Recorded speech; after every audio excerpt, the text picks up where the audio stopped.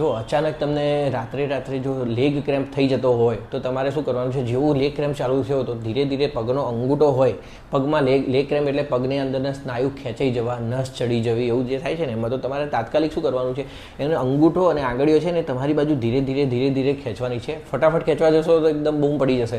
એટલે ધીરે ધીરે ખેંચો, પગનો પંજો ધીરે ધીરે ઉપર નીચે કરો, પોતાની તરફ ખેંચવાનો છે. જો પોસિબલ થાય તો પગની પાછળના ભાગે ધીરે ધીરે હળવો ત્યાં આગળ મસાજ કરવાનો. ત્યાં આગળ જો તમે કોઈ આજુબાજુ ગરમ વસ્તુ પડી હોય તો ગરમ શેક, નવ શેકવું કે એવું પાણી અથવા કોઈ કપડું હોય તો એને ગરમ કરીને ત્યાં આગળ ગરમ શેક કરો અને પગની આંગળીઓને તમે ચલાવશો તો જે અચાનકથી લેગ ક્રેમ્પ થઈ ગયો છે એમાં તમને ધીરે ધીરે ફાયદો થશે. અથવા હળવે પછી ચાલવાનો પ્રયત્ન કરવાનો, તો એના ઉપર ચાલશો તો બી તમને ફાયદો થશે, બરાબર. પણ સડન વસ્તુ કશું ના કરતા, અચાનકથી જો નસ ખેંચશો ને તો બૂમ પડી જાય એટલો બધો દુખાવો થશે.